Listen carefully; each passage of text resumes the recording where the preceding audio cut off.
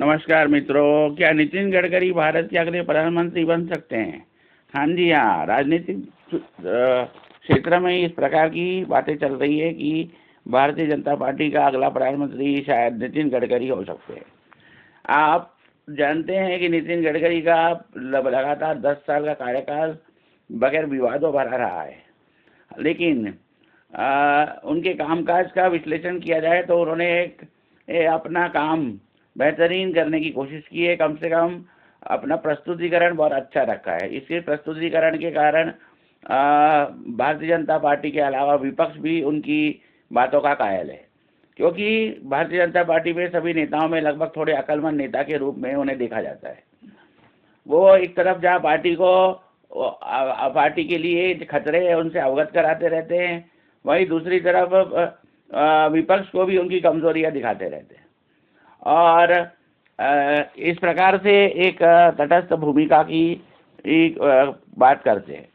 उन्होंने कई बार ये बयान भी दिए हैं कि जब तक मैं चुन के आता हूँ तब तक मैं सांसद रहता हूँ, और जैसे ही मैं मंत्री का पद धारण करता हूँ तो मैं किसी पार्टी का नहीं बल्कि देश का मंत्री बन जाता हूँ, और ऐसी स्थिति में पूरे देश का विकास करना बगैर भेदभाव के ही मेरा उद्देश्य है।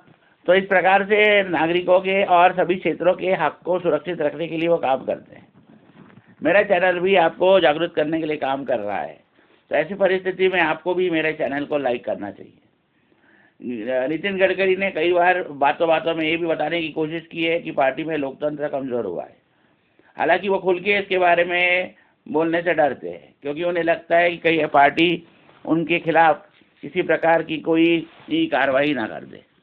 तो उनके विचार काफ़ी हद तक जनता को भाते हैं, और महाराष्ट्र के अंदर ज़्यादातर नेता नितिन गडकरी को एक बहुत बेहतरीन इंसान मानते हैं, और मेरा चैनल भी लोगों को जागरूक करने में लगा हुआ है। तो ऐसी परिस्थिति में विचारधारा को ध्यान में रखते हुए आप लोगों ने मेरे चैनल को लाइक करना चाहिए और सब्सक्राइब करना चाहिए। एक राजनीतिक देश में जहाँ पर सभी राजनीतिक दलों को अपनी अपनी बातें कहने का हक होता है, उसी प्रकार से हर वोटर को भी अपने वोट देने का स्वतंत्र अधिकार रहता है। लेकिन आज एक विचित्र सी मानसिकता चल पड़ी है, जिसमें एक विचारधारा को लेकर ही ये आगे बढ़ा जा रहा है।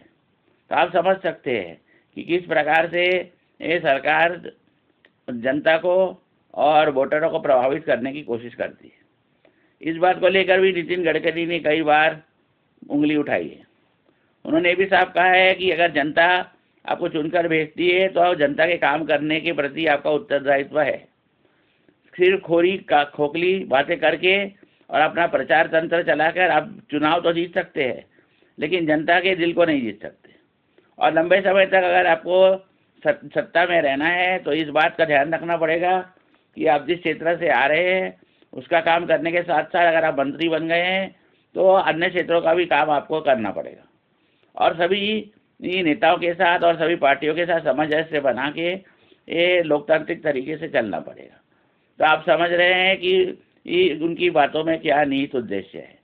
तो आप ऐसे मौके परिस्थिति में आप समझ रहे हैं कि एक अक्लमंद नेता ऐसा है जो दोनों पार्टियों और सभी पार्टियों को और लोगों को साथ लेके चल रहा है।